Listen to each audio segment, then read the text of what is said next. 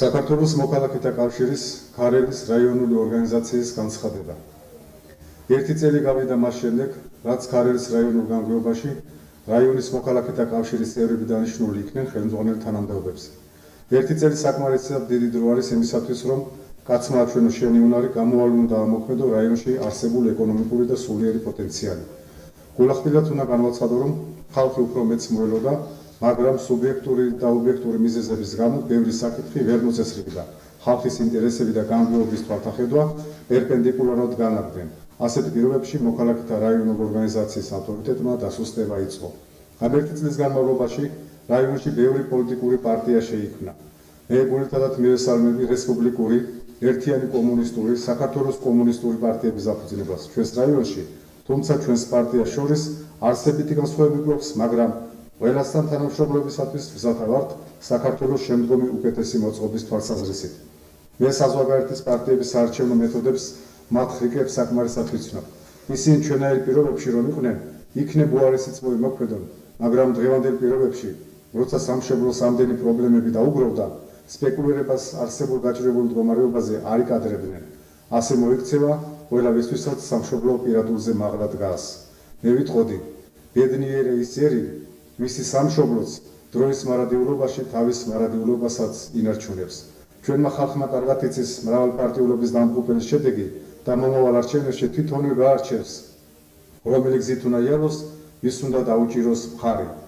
ამ დღეებში ქარელის ადგილობრივი ტელევიზიით გამოვიდა ქარელის რესპუბლიკური პარტიის რეგიონალური ორგანიზაციის თავმჯდომარე, პარლამენტის დეპუტატი ვასილ ბუზალაძე, რომელმაც უცერემონიოდ მოითხოვა გამგეობის გადადგომა, რადგან იგი მთავრობის მეთაურის მიერ არის დანიშნული და მის მითითებებს ასრულებს.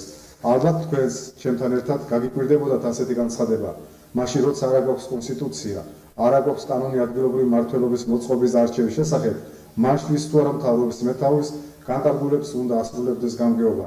მედლის მეორე მხარეა, თუ როგორ სრულდება მთავრობის მეთაურის განკარგულებები, რომლის შეფასებაც ალბათ თვითონვე მოახდენს. როგორც მოგეხსენებათ, გასულმა არჩევნებმა ჩვენი საზოგადოების მრავალმხრივი მხარე წარმოაჩინა, არასტაბილური პოლიტიკური აქტივობა, მოსახლეობის საინფორმაციო ვაკუუმში მოქცევა, უპრინციპობა, შედეგად მივიღეთ ის პარლამენტი, რომელიც დღეს გვაქვს. იყო იარაღიანი თუ იარაღო მხარდამჭერთა ზეწოლა, ძალდატანება, მომრჩეველთა მოტყუების ფაქტები. დასამალი არ არის, რომ ბევრი პარლამენტარი მოსახლეობაში არასასურველ პიროვნებად იქცა. ეს ყველაფერი იყო. ჩვენმა მრავალჭინახულმა ერმა ყველაფერი გაიგო. მან ცხოვრების მეტი სიმწარე იწვია, ვინემ სიკეთე ნახა, მან უკვე იცის ვინ არის, ვინ ფიქრობს ერზე და ვინ კიდე თავის ბედიღმით არის დაკავებული. ჩვენ საქართველოს მოქალაქეთა კავშირს, როგორც რესპუბლიკურ და სხვა პარტიებს სურვილი გვაქვს, მომავალ არჩევნებში ჭეშმარიტ და დემოკრატიულად ჩატარდეს. აერჩეს ის პარლამენტი, რომელიც იდეალის თვითონ ჩვენთან გალის ნაზრევით იქნება გამოხატული. დღევანდელი ადგილობრივი მმართველობა არჩეული არ არის. გამგებელი ინიშნება მთავრობის მეთაურის განკარგულებით, რომლის კურსის განხორციელებიც არის რაიონში. როგორ ხორციელდება მთავრობის მეთაურის კურსი, ეს ის საკითხია, რომელიც ყველას აღელვებს. გაართმევს თავს გამგებელი რაიონის საქმეს, ხალხი მთავრობის მეთაურის მადლობელიც იქნება. ვერ გაართმევს, მაშინ პარტია, ვისგანაც იქნება წამოყენებული და მთავრობის მეთაურიც საყედურებით აივსება. ასეთი რამე დაემართა ჩვენს მოქალაქეთა კავშირს. რა თქმა უნდა, როცა საქმე ხალხის მოსაწონოდ არ კეთდება, ამას ყოველთვის რეაქცია მოხდება დემოკრატიულ ქვეყანაში. ცალკეული პირების ბრალეულობა მთელ მოქალაქეთა კავშირზე არ გავრცელდება. პარტია არასოდეს ანაცვალებს პარტიულ ინტერესებს ცალკეულ პიროვნებას, მაგრამ ეს ყოველივე შინაპარტიული სამზარეულოა, რომელსაც თვითონ მოუვლით. მოქალაქეთა კავშირის მიმართ გამოთქმული ყველა დაუმსახურებელი შეფასება ჩვენ იგივეთი უპასუხებთ, რადგან ოპონენტებს არანაკლები თუ არა მეტი აქვთ ხალხის მიმართ პასუხი გასაცემი. დაიწყო წინა საარჩევნო ბატალიები, რაშიც თავისი ადგილი მოქალაქეთა კავშირსაც ექნება წარმოდგენილი. მოქალაქეთა კავშირი მთელი საქართველოს მოქალაქეთა მჭიდრო გამერთიანებელი კავშირია. ის თანაბარ უფლებებს ანიჭებს ყველა მოქალაქეს, მის სოციალური და ეროვნული მდგომარეობის მიუხედავად. მე მოვუწოდებ ქარელის რაიონში მცხოვრებ აზერბაიჯანელ, სომეხ, პოლს, ებრაელ, რუს, ბერძენ და სხვებს გავერთიანდეთ, რათა ჩვენი თანადგომით საშუალება მიცეთ მთავრობის მეთაურს შევარნაძეს, რათა ჩვენთან ერთად გამოიყვანოს ქვეყანა ქაოსიდან და სიდუხჭირიდან. ჩვენ რეალისტები უნდა ვიყვეთ. ხედავდე საკუთარ შეცდომებს და სწავლობდე კრიტიკაზე, სხვანაირად გამარჯვება არ მოიპოვება. იქნება ახალი კონსტიტუცია და მისგან გამომდინარე კანონები. დარწმუნებული ვარ, რომ ხალხი მხარს დაუჭერს მოქალაქეთა კავშირს და ედუარდ შევარდნაძეს, ამ პარტიის თავმჯდომარეს.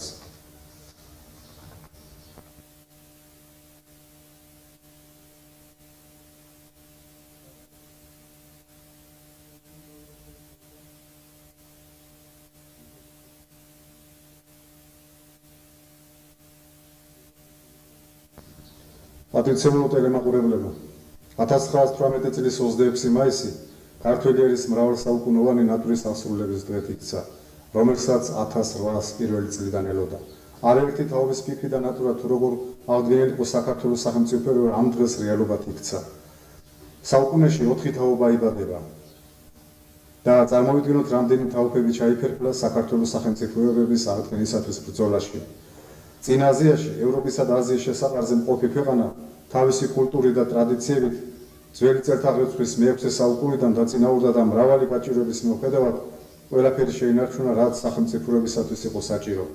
მაჰმადიანური ქვეყნების გარემოცვაში და მათგან დაუძლურებული ქვეყანა იძულებული იყო მეგობრები ეძებნა, ასეთად იმ დროს საქართველოს რუსეთი ცნო და მას დაუკავშირა თავისი ბედი. როგორც დღეს, მაშინაც არსებობდა პროგრესიული რუსეთი და შოვინისტური ელიტა.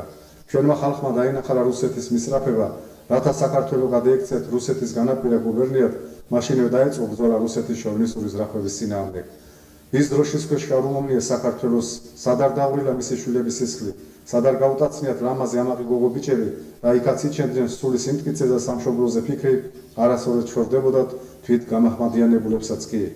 ერთიანი საქართველოს აღდგენისათვის რუსეთის ცარიზმის კლანჭებისაგან გამოხსნის პირველი ცდა 1832 წელს მარცხი დამთავრდა. მას მერე კი სისტემატიური ამბოხებების ხომ სათვალავი არ ჰქონდა. რუსეთმა გზაკრული ხერხი აირჩია. დაიწყო მეფის საგვარეულოსა და დიდი თავადების რუსეთში ჩასახლება. დაიწყო ქართველი ერის მოაზროვნე ნაწილის ქვეყნიდან ხელოვნური გადინება. ჩვენი ხალხი განიარაღდა და მორალურად და სულიერად, რაც ათეული წლობით გრძელდებოდა, სანამ გრიგოლ ორბელიანმა და ილია ჭავჭავაძემ და მათმა თანამოაზრეებმა არ ამოიღეს ხმა. საქართველოს ძველი წელთაღრიცხვის მე-6 საუკუნიდან მოყოლებული რამდენჯერმე დაჰკარგა სახელმწიფოებრიობა, მაგრამ ყოველთვის აღადგინა იგი. საქართველოს მე-7 საუკუნეში დაჰკარგა ერთიანი სახელმწიფოებრიობა, როცა მუსლიმანური არაბული სამყარო შემოსევა განიცადა. თითქმის საუკუნეს სწავდა ყველაფერს უდაბნოდან მქროლავი ხორშაკი, მაგრამ ღვთისმშობლის წირფელ ქვეყანას გადაშენება არ ეწერა. ბედმა წილად არ გუნა ბაგრატ მესამეს 1800 წელს კვლავ გაერთიანებინა საქართველოს სამეფო.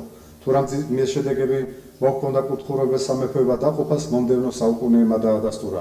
ქართველ ხალხს ერთიანი პირი შეკვირა რომ ჰქონოდა, ვინც ის მისი ბედი მართლაც როგორ წარიმართებოდა. საქართველოს 1801 წელს დაკარგა სახელმწიფოებრიობა და 1918 წლამდე თავის ბედის გამგებელი არ ყოფილა. დახედეთ იმ პერიოდის რუკას, როცა საქართველოს რუსეთს შეუერთა და დახედეთ დღევანდელსაც. აღარ გვაქვს ხოფი, ართვინი, ოლთისი, კაღზევანი, ყარსი, სოჭი, ქლუხორი, სანგილო. აი სავალალო შედეგი რუსეთის დიდ პრობელური სხვა ერების აბუჩათამგდელი პოლიტიკისა. სხვებისმიერ მიტაცებულ ტერიტორიებზე კი გმინავს ქართველი კაცი გადაშენება ემუქრებათ. რუსეთი მსოფლიო ომის შემდეგ სამოქალაქო ომში გაიხვა. მას არ ეცელა საქართველოსათვის და ჩვენი ქვეყნის ღირსეულმა შვილებმა 1918 წლის 26 მაისს გამოაცხადეს საქართველოს დამოუკიდებელი დემოკრატიული რესპუბლიკად. მაგრამ ეკონომიურად სუსტ ქვეყანას თავდასხმის ძალები არ ეყო. კვლავ თავი წამოყო თურქეთმა. მან ჯარები დაძრა საქართველოს წინააღმდეგ. იყო კრიტიკული მომენტი, როცა ისინი 60 კილომეტრზე იყვნენ მიახლოვებული თბილისს. რომ არა გერმანია ალბათ ამ დროისათვის ჩვენი მშველელი არავინ იყო. დამარცხების ისიც უწყობდა ხელს, რომ საქართველოში ერთსოლიანობა არ იყო. ყველა პირველობისათვის იბრძოდა, საერთო მტერს კი დასუსტებული დახდნენ. 3 წელიწადი ედგა სათავეში სოციალ-დემოკრატები გაჩანაგებულ ქვეყანას. ბევრის გაკეთება მოხერხდა, ძალზე ბევრი კი განუხორციელებო ოცნებად დარჩა. ქართველი ხალხი სამართლიანად მიაგებს პატივს 1918 წლის 26 მაისს მის წინაზეც უხლის გამოსხმავს იმის გამო, თუ როგორ დაიპყრეს რუსმა ბოლშევიკებმა გარეთ თუ შინაგანი მდგომარეობის გამო დაუცველი საქართველო. დაიწყო ინტერნაციონალიზმის დამღუპელი პოლიტიკის გატარება და საქართველოს მისხი მსხვერპლი ხდება. ქართველი ერი ცივილიზაციის გარიჟაზე შობილი, ამის დასტურია მისი დამწერლობა, მისი კულტურა, რელიგია, ხუროთმოძღვრული ძეგლები, ხორბლისა და ყურძნის უძირფასესი ენდემური ჯიშები. ეს ის ერია, რომელიც დასახლდა ჩამოყალიბდა ამ ტერიტორიაზე, დაიცვა თავისი მრწამსი და არასოდეს მიუტოვებია თავისი კი არა და არ გადახვეწილა უკეთესი ძებნაში დედამიწის სხვა კუთხეში. ჩვენ თქვენთან ერთად მოწმობდებით საქართველოს სტაბილიზაციისა. დაიწყო ენერგომატარებლებზე და ეკონომიკის გამოცოცხლებაზე მუშაობა. ბოლო წლებში გავრცელებული აზრი, რომ ქართველებს ერთმანეთი არ გიყვარს, რომ ქართველი ზამარცხება მხოლოდ ქართველს შეუძლია, დგება მომენტი, მივხვდეთ, რომ ეს ჩვენი მტრების მოგონილი ფანდია. ჩვენს ქართველებს კარგი ანდაზა გვაქვს, რაც მტრობას და უნგრევია სიყვარულს უშენებია. სწორედ სიყვარულმა გააძლევინა ქართველ კაცს, ჩვენს თქვენთან ერთად მხოლოდ ურთიერთგატანი და სიყვარულით ავაშენებთ და შევინარჩუნებთ დროის მარადიულობაში ჩვენს საქართველოს. დასამალი არ არის, რომ ჩვენში ეროვნული შეგნება ჯერ კიდევ 1918 წლის 26 მაისს მომოხდა და დღევანდელი მომენტისათვის კი მიეროვნულმა მოძრაობამ, რომელიც 1999 წლიდან დაიწყო. ჩვენ ვალდებულები ვართ პატივი მივაგოთ იმ ადამიანებს, ვინც ქართულ სახელმწიფოებმა აღადგინა 1918 წელს 26 მაისს და ვინც გამოაღვიძა ეროვნული სული. ქართველს ერთ სჭირდება როგორც დიდი მეცნიერები, მწერლები, ხელოვნების მოღვაწეები, სულის მოწვანი, ასევე მაღალი რანგის სამხედრო მოღვაწენი, რომლებიც აიცანენ და განამტკიცებენ ჩვენი ხალხის ინტერესებს. ქართული კულტურის ძეგლები ერთ ჯაჭვად არის გადამბული ეგვიპტიდან ბალკანეთის ნახევარკუნძულებზე გავლით, ჩრდილოეთ კავკასიის მდებარე ქვეყნების ტერიტორიაზე. დღეს, როცა საქართველოს დამოუკიდებლობის გზაზე დადგა, საშუალება გვეძლება ხელი მივაწვინოთ ამ კულტურის ძეგლებს, რათა ამ დროში მსოფლიომ გაიგოს საქართველოს ის ქვეყანა, რომელიც უხსოვარი დროიდან წინა აზიის ხალხებთან ერთად ქმნიდა მსოფლიო კულტურას. საქართველოს 1918 წელს უკან ვეღარ დაუბრუნდება, ისევე როგორც 1918 წლიდან 1999 წლამდე განვლილ პერიოდს, მაგრამ 1918 წელი დარჩება მანათობელ შუქურად ქართული ხალხის ცხოვრებაში ის ქართული ერის ისტორია, თანაც საამაყო ისტორია. ქარელის რაიონის მოსახლეობას და თქვენი სახით საქართველოს მთელ მოსახლეობას მიულოცავს საქართველოს დამოუკიდებლობის აღდგენის დღეს 26 მაისს. ვისურვებდი, რომ ქართველმა ხალხმა შინაგანი დისციპლინის განმტკიცებით მიაღწიოს ეკონომიკურ და სულიერ აყვავებას.